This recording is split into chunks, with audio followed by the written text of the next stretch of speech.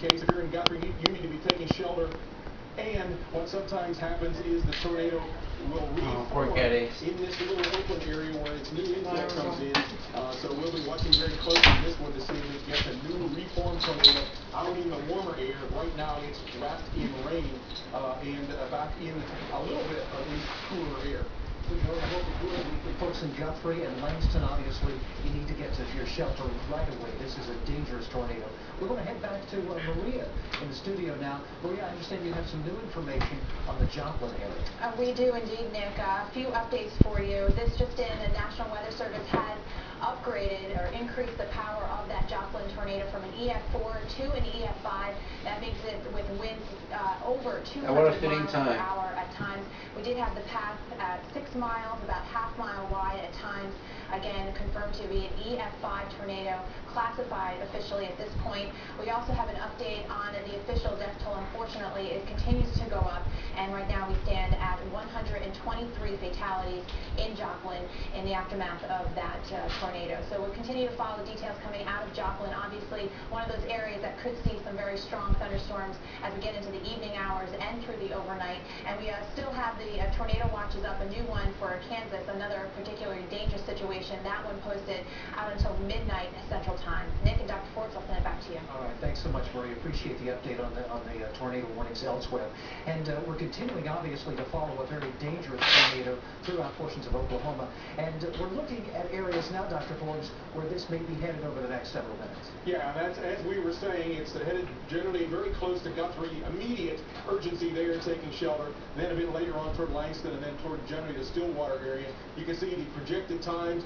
Guthrie moments away. Langston a little longer than that, 6:14. Then for Stillwater, 6:30 for the into the Cushing area.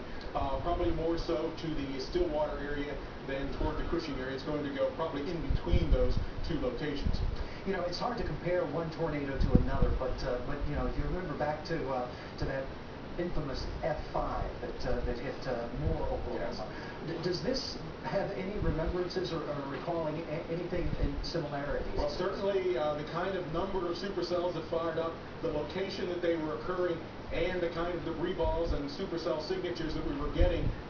This occasion is looking very similar. Now, in terms of actually the upper air forcing, this case may actually be a little bit stronger. We had well-defined upper air forcing with this.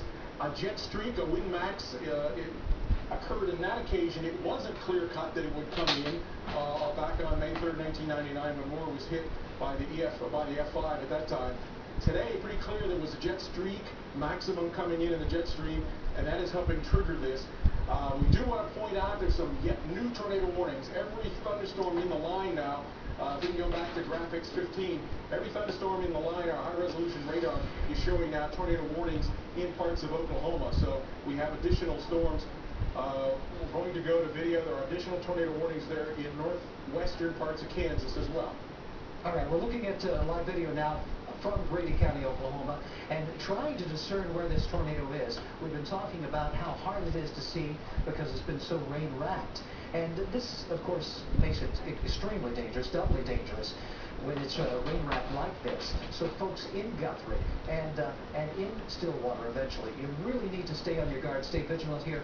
And of course, here in Grady County is the immediate danger that we're seeing right now. Don't try to go out and see where this tornado might be. It may be impossible to see. It may be right on you before you are able to see it.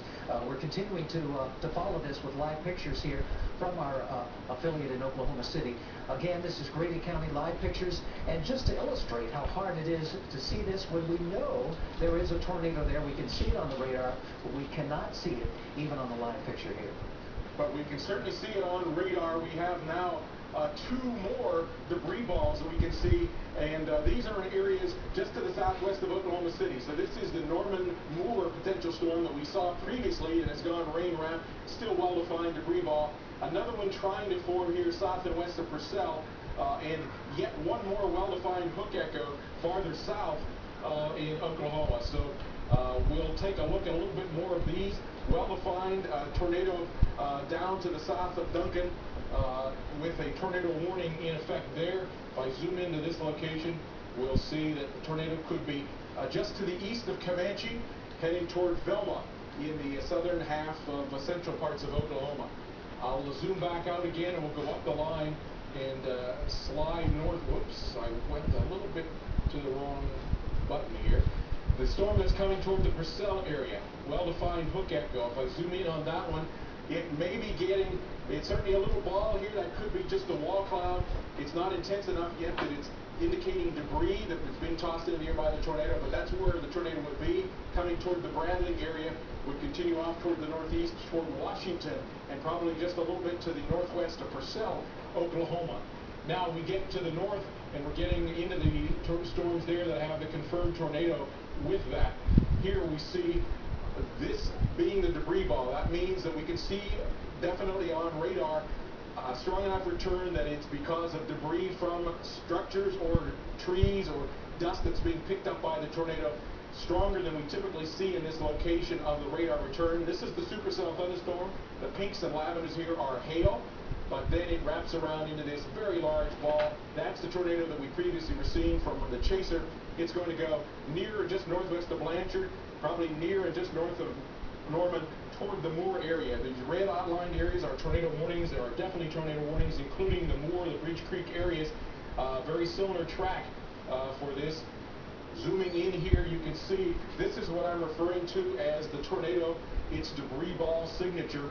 And if we take a look at the velocities on radar, you can see why I know that's a tornado. Green's going northeast bound, red's southwest bound. The radar's mixed up in between. There's so much turbulence near the center of the tornado. That is a large tornado in progress, going to go near and just probably north of Blanchard in Oklahoma, just to the southwest of the Oklahoma City area. If I zoom out just a little bit, and we'll slide up the line, there's Moore, so it's generally headed in that direction. Go up into, I'll zoom out just a little bit more here. A little bit, still some tornado warnings on this, not as well organized in the area near Edmond. And this is the storm that previously has had such a long track. The tornado likely to be hiding right there. That's the one we have seen is totally rain wrapped very close to Guthrie. And still, that's why we're so fortunate to have Doppler radars, because the radar, the pattern of the precipitation and the return of the radar would not give you a foolproof signature of a tornado in progress there near the Y in Cimarron City, but the Doppler velocities give you the tornado vortex signature right there near the Y in Cimarron City. Green's going southbound, red's going northbound. That's the tornado very close to Guthrie. The location of that tornado vortex signature is just to the west of Guthrie. I'm measuring it. It's just a little over 2 miles to the west of Guthrie, and it is hidden in rain. There's rain for miles out to the north and east where it's heading. It's back almost near the west edge. About the only place you could perhaps see that was if after it passed you, there's a little less rain there. So a chaser behind that might see it, but not likely. Close to Guthrie, coming toward the Langston area. We gave you the time track of that one previously. And it is going to continue sliding off toward the east there.